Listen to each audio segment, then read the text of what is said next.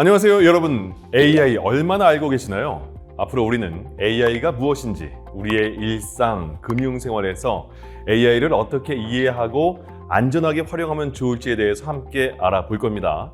자, 본격적으로 시작하기 전에 앞으로 저희와 함께 할 분을 먼저 소개해 드리죠. 직장인 김민수 씨는 챗GPT를 이용해서 주말 가족여행 계획을 짜거나 팀 회식 장소를 추천받기도 합니다. 일상생활에서 AI를 자주 활용하고 있네요. 요즘에는 많은 분들이 잘 활용하시는 것 같아요. 네. 자, 어느 날 회의를 준비하던 중에 김민수 씨는 후배 직원이 AI를 활용하는 모습을 보게 됩니다. 후배 직원은 보고서 초안을 만든 뒤에 생성형 AI에 이런 요청을 하고 있었는데요. AI를 활용해서 목적에 따라 새로운 형태로 바꿔서 사용하고 있네요. 네, 맞습니다. 며칠까지 걸릴 수 있는 일을 몇 시간 만에 해내는 것을 보고 김민수 씨는 놀랐습니다. AI를 잘 쓰면 단순히 편한 수준이 아니라 일하는 방식 자체가 달라질 수도 있겠다고 느꼈겠어요. 네, 민수 씨는 동시에 저걸 어떻게 활용하는 거지? 나도 제대로 배워보면 활용할 수 있을까라는 생각이 들었습니다. 많은 분들이 궁금하실 것 같네요. 맞습니다. 그래서 오늘은 우리가 이미 쓰고 있는 AI가 어떤 원리로 작동하는지 이해하고 AI를 어떻게 유용하게 활용할 수 있을지 알아보겠습니다.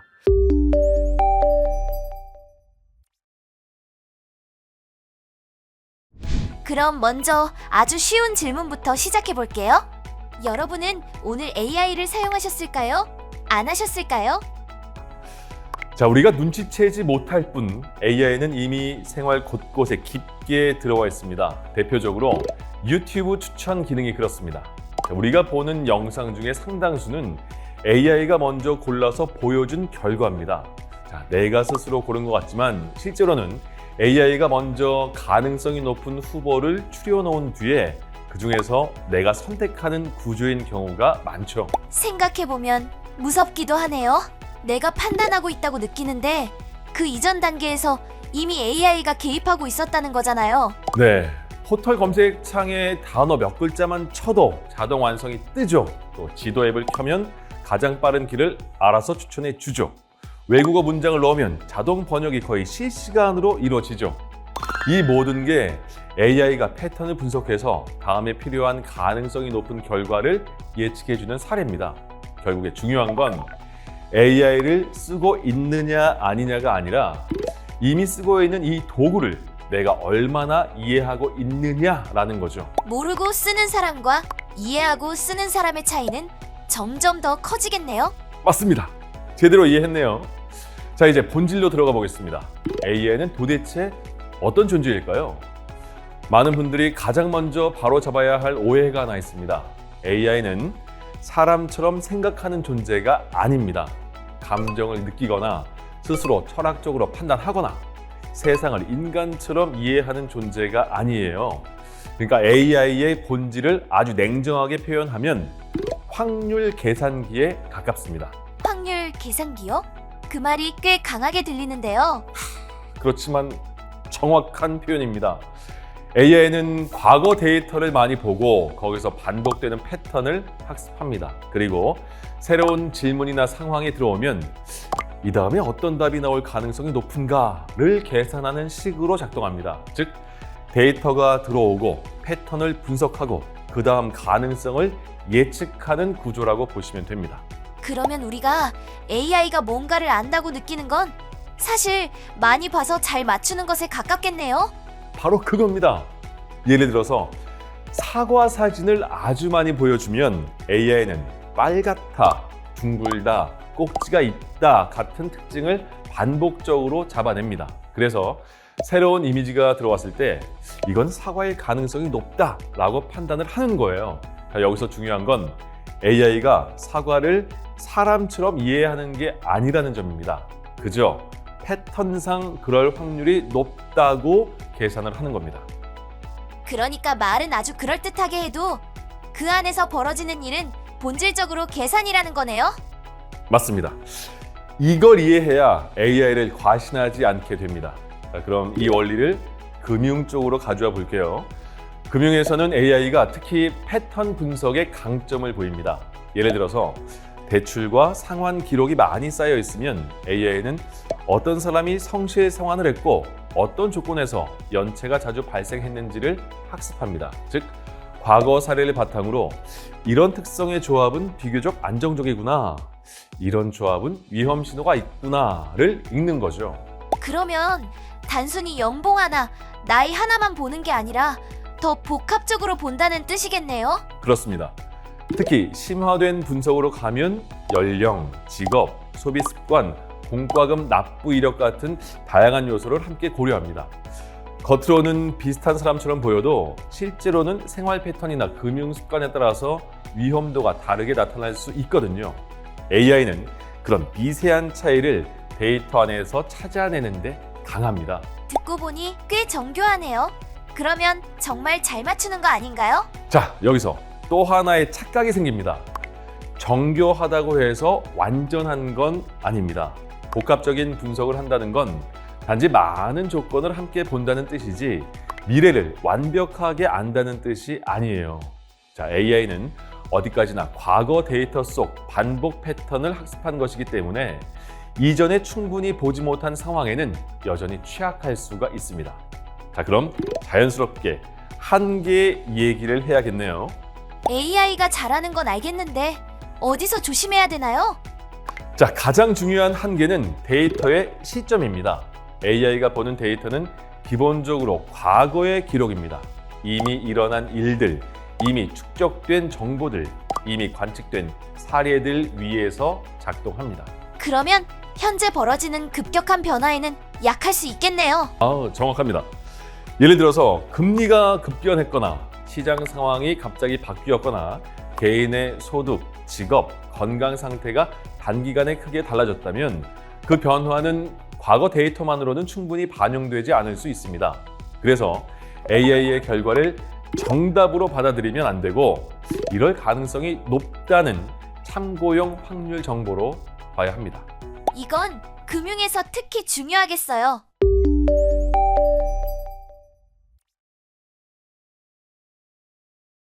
자, 이제 오늘의 핵심 공식으로 들어가 보겠습니다.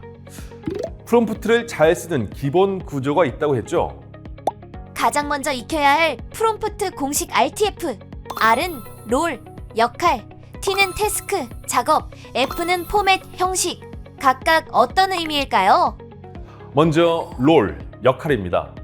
AI가 어떤 관점과 전문성을 가진 상태로 답해야 하는지 정해주는 겁니다. 예를 들어서 금융 전문가로서 답변해줘 라고 하면 AI는 일반적인 수다 모드가 아니라 금융 조언에 가까운 관점으로 답을 구성하려고 합니다. 두 번째는 태스크, 작업입니다. 무엇을 해달라는지 구체적으로 말해야 합니다. 예를 들어서 60대를 위한 안전한 예금을 비교해줘처럼요. 누구를 대상으로 무엇을 하라는지 명확해야 합니다. 세 번째는 포맷, 형식입니다. 표로 보여줄지, 항목별로 정리할지, 요약문으로 쓸지, 단계별 설명으로 할지 결과물의 형태를 정해주는 거예요. 그럼 세 가지를 합치면 훨씬 명확해지겠네요? 그렇습니다. 예를 들어서 너는 금융 전문가야. 60대를 위한 안전한 예금을 비교해줘. 표로 정리해서 보여줘. 이렇게 말하면 역할도 있고 작업도 있고 형식도 있습니다. 그러면 AI는 훨씬 덜 흔들립니다. 결국 질문이 좋아야 답도 좋아집니다. 반대로 입력이 엉성하면 출력도 엉성해지겠죠. 자, 이건 AI 활용에서 가장 기본이자 가장 자주 무너지는 원칙입니다. 그런데 RTF만 잘 쓰면 끝인가요? 이 정도면 꽤 괜찮아 보이는데요?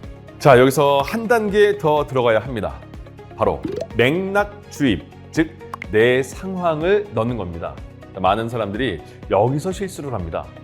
겉보기엔 구체적인 질문처럼 보이는데 정작 자기 상황이 빠져 있어요. 잘 모르겠는데 예시를 들어주실 수 있나요? 네, 가령 자동차 보험 갱신 시 보험료를 비교해줘 라고 묻는다고 해봅시다. 겉으로는 나쁘지 않아 보이죠? 그런데 이 질문만으로는 AI가 판단할 핵심 정보가 없습니다. 운전 경력은 몇 년인지, 사고 이력은 있는지, 차종은 무엇인지, 연령대는 어떤지, 어떤 보장을 중시하는지 모르는 상태니까요. 그래서 결과는 결국 평균적인 일반론이 되기 쉽습니다. 그러면 어떻게 바꿔야 하나요? 예를 들어서 이렇게 바꾸는 거죠.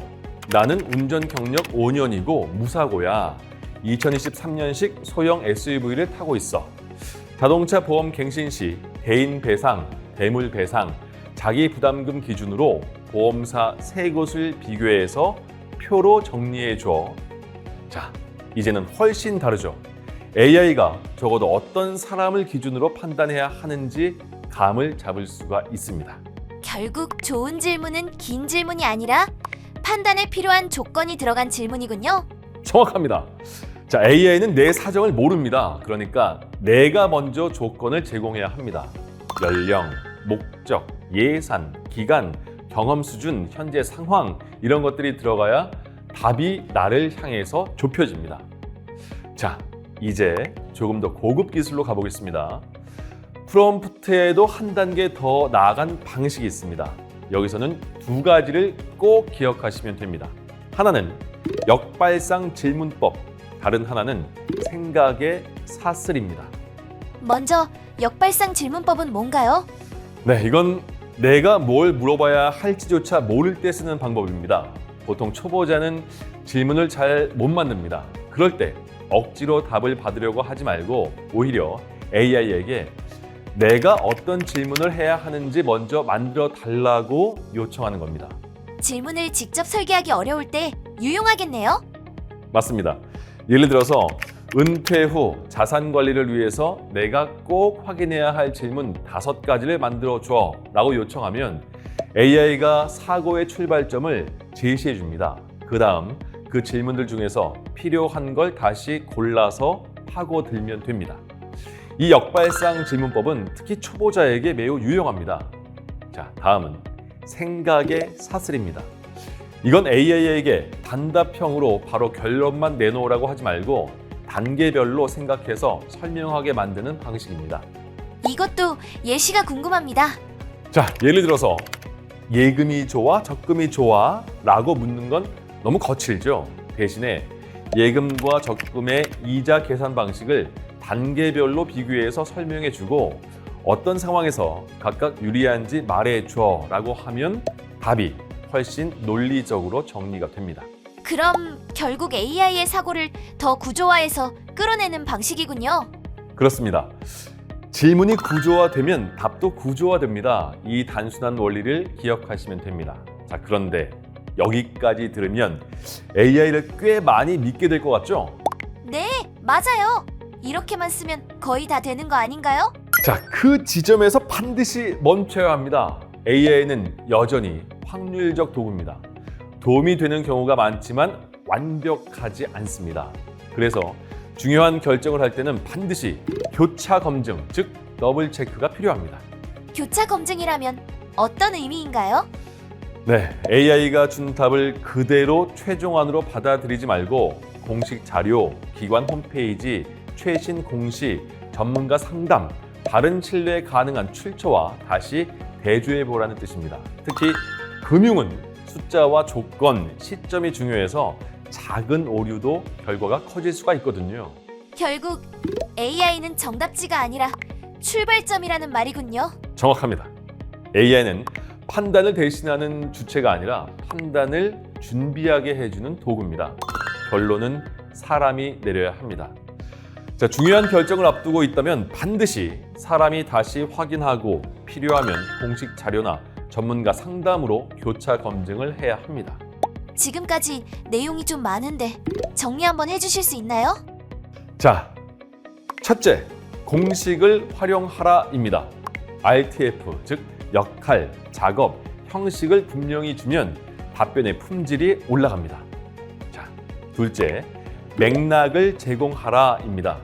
내 상황, 내 조건, 내 목적이 들어가야 AI가 개인화된 답을 낼 수가 있습니다. 셋째, 질문 생성부터 시켜라입니다. 무엇을 물어봐야 할지 모를 때는 질문 자체를 먼저 만들어 달라고 해보세요. 그게 사고를 넓혀줍니다. 자, 넷째, 단계적 사고를 유도하라입니다. 단계별로 생각하게 만들면 훨씬 논리적이고 체계적인 답변이 나옵니다. 정리하면 결국 이거네요. 애매하게 묻지 말고 구조를 주고 맥락을 넣고 필요하면 질문도 먼저 만들게 하고 단계별 설명을 시켜라. 그렇습니다. 이 원칙만 지켜도 AI를 쓰는 수준이 완전히 달라집니다.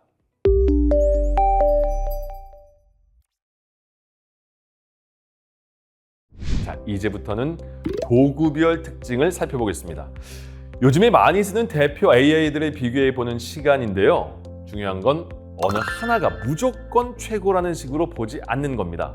자, AI는 각각 강점이 다릅니다. 그래서 무조건 하나만 쓴다 보다는 어떤 업무에 어떤 도구를 붙이는 게 효율적인지를 보는 시각이 훨씬 중요합니다. 자, 그럼 하나씩 보겠습니다.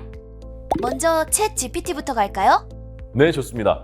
자, 챗 GPT는 한마디로 말하면 가장 범용적인 표준형 AI에 가깝습니다. 활용 범위가 넓고 여러 업무에 두루두루 투입하기 좋습니다. 기획, 번역, 요약, 분석, 아이디어 발상, 초안 작성 등 다양한 영역에서 균형 잡힌 성능을 보여주는 편이죠. 그러면 처음 시작하는 사람에게도 적합하겠네요. 네, 특히 강점은 범용성입니다. 또 이미지 생성, 음성 대화, 시각 자료 해석 같은 멀티모달 활용까지 연결되면서 폭이 더 넓어졌습니다. 여기에 맞춤형 챗봇 구성이나 반복 업무 자동화 같은 흐름도 붙기 좋습니다. 실무에서는 어떤 장면에서 유용할까요? 예를 들면 사내 이메일 초안 작성, 회의 내용 정리, 문서 구조화, 아이디어 발산, 데이터 분류 같은 반복 업무에서 바로 생산성을 높일 수 있습니다. 또 마케팅 컨셉트 초안이나 디자인 아이디어를 잡는 초기 단계에서도 꽤 유용하죠. 질문 예시는 어떤 식으로 생각하면 좋을까요? 네, 예를 들어서 신제품 런칭을 위한 4주 단위 소셜미디어 마케팅 캘린더를 짜줘. 또 고객 상담 기록을 분석해서 주요 불만 사항과 개선안을 정리해줘. 그리고 친환경 브랜드 로고 컨셉트를 몇 가지 제안해줘. 이런 식으로 요청하면 좋습니다. 자, 다음은 제미나이입니다. 제미나이는 특히 구글 생태계와의 연동성과 큰 문서, 큰 맥락을 다루는 능력이 강점입니다. 자, 구글 문서, 지메일, 드라이브 같은 협업 도구와 연결되는 흐름이 자연스럽고 길고 많은 자료를 한 번에 다루는 작업에 유리한 편입니다. 그러면 혼자 쓰는 용도보다 협업 환경에서 더 빛날 수도 있겠네요. 네, 그렇습니다. 조직에서 이미 구글 워크스페이스를 많이 쓰고 있다면 문서 초안 작성, 메일 정리, 자료 요약, 아카이브 탐색 같은 흐름에서 실용성이 큽니다. 특히 자료량이 많은 경우 강점이 더 뚜렷하게 나타납니다. 예를 들면 어떤 상황이 떠오르나요? 자, 최근 분기 보고서를 요약해서 팀에 공유할 메일 초안을 만들게 한다든지 긴 유튜브 영상이나 교육 자료를 시간대별로 요약하게 한다든지 수백 페이지 매뉴얼에서 특정 키워드가 포함된 부분만 정리하게 하는 식입니다. 한마디로 제미나이는 방대한 자료를 빠르게 탐색하고 협업 흐름에 녹여내는 도구라고 보시면 됩니다. 자, 다음은 클로드입니다. 클로드는 정교한 글쓰기, 복잡한 문서 이해, 논리적인 구조 설계 쪽에 강점을 보이는 경우가 많습니다. 특히 긴 글을 자연스럽게 정리하거나 문체를 다듬거나 복잡한 코드를 설계하고 점검하는 작업에서 존재감이 있습니다. 즉, 단순히 짧은 답을 주는 것보다 밀도 있게 읽고 쓰는 데 강한 편입니다.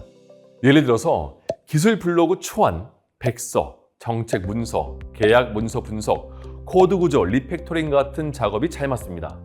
그럴듯한 문장이 아니라 일관된 논리와 높은 완성도가 필요한 작업에 더 어울립니다. 예를 들면 어떤 작업이 있을까요?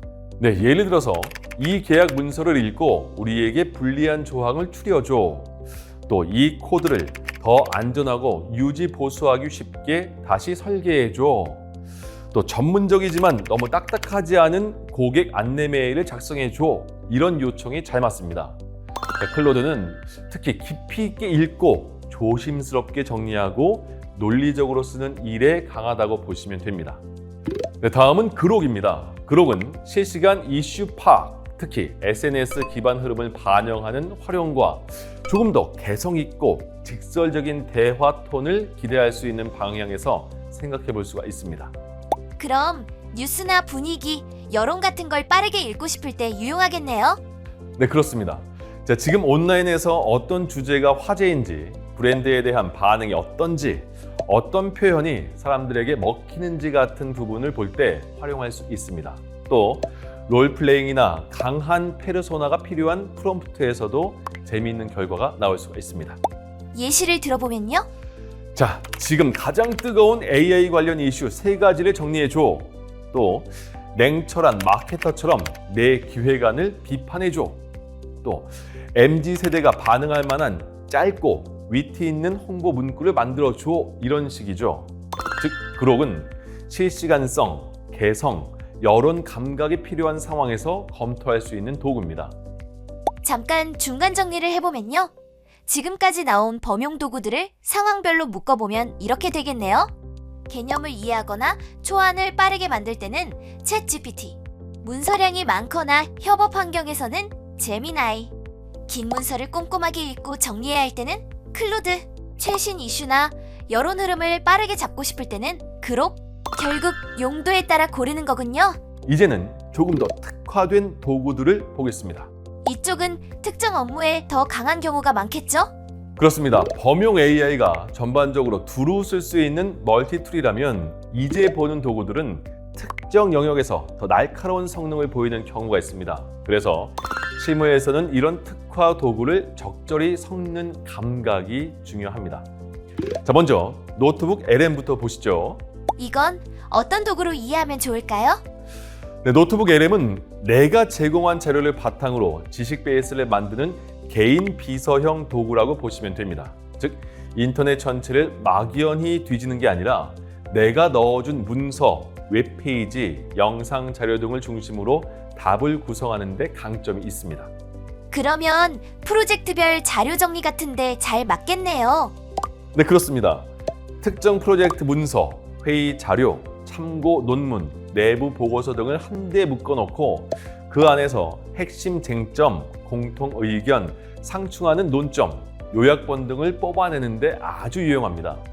또 새로운 팀원이 들어왔을 때 방대한 자료를 한 번에 다 읽게 하기보다 핵심 요약과 학습용 설명을 먼저 제공하는 식으로도 활용할 수가 있습니다. 예를 들면 이런 거겠네요. 이 자료들 전체를 바탕으로 프로젝트 스왓을 정리해줘. 공통된 의견과 서로 충돌하는 주장들을 정리해줘. 어려운 기술 문서를 쉽게 풀어 설명해줘. 네, 맞습니다. 코코! 이제 프롬프트도 잘 만드네요. 노트북 LM은 내 자료를 기반으로 사고를 정리하고 지식을 압축하는 데 강한 도구입니다. 네, 다음은 퍼플렉시티입니다. 이건 꽤 자주 추천되는 도구인데요. 퍼플렉시티는 근거와 출처를 중시하는 리서치형 도구로 이해하시면 좋습니다. 자, 생성형 AI가 답을 잘 만들어내는 데 강하다면 퍼플렉시티는 그 말의 근거가 어디 있느냐를 함께 보는 데 강점이 있습니다. 그러면 최신 정보나 팩트 체크가 필요할 때 특히 중요하겠네요. 그렇습니다. 자, 시장 점유율, 정책 변화, 규제 이슈, 경쟁사 동향, 논문 요약처럼 정확성과 출처 확인이 중요한 상황에서는 아주 유용합니다. 특히 다른 AI가 만들어준 초안을 다시 검증하는 2차 검수 도구로 쓰는 흐름이 실전적입니다. 예를 들면 어떤 식으로 질문할 수 있을까요? 자, 최근 3개월간 특정 시장 점유율 변화를 조사하고 출처까지 정리해줘. 또 최근 발표된 규제 내용을 핵심 위주로 요약해주고 바로 대응할 포인트를 알려줘. 또 경쟁사 두 곳의 ESG 보고서를 비교해줘. 이런 식이죠. 퍼플렉시티는 검색, 검증, 출처 확인이 핵심인 작업에서 특히 빛납니다. 특화 도구들도 묶어보면요. 내가 모아둔 자료 안에서 분석이 필요할 때는 노트북 LM, AI 답변이 사실인지 출처를 확인하고 싶을 때는 퍼플렉시티를 쓰면 되겠네요. 결국 AI를 잘 쓰려면 무엇이 가장 중요할까요? 자, 좋습니다. 자, 마지막으로 정리해 보죠. 첫째, 명확한 페르소나와 목적을 부여하는 겁니다. 그냥 막연하게 묻지 말고 어떤 역할로 무슨 목적을 위해 어떤 결과를 원한다고 분명히 말해야 합니다. 자, 이렇게 해야 답변이 흐려지지 않습니다.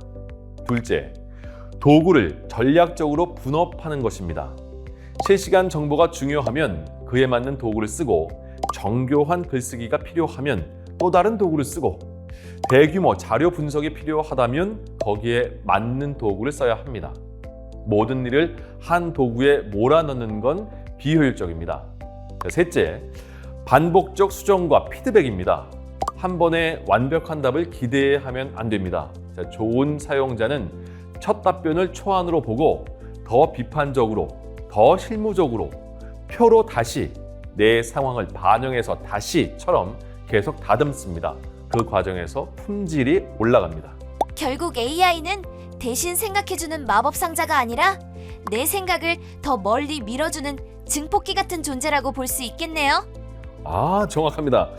AI를 잘 쓰는 사람은 답을 한 번 받는 사람이 아니라 좋은 질문을 만들고 결과를 검증하고 반복해서 더 나은 결과를 끌어내는 사람입니다. 그 차이가 결국 생산성의 차이, 판단력의 차이로 이어집니다.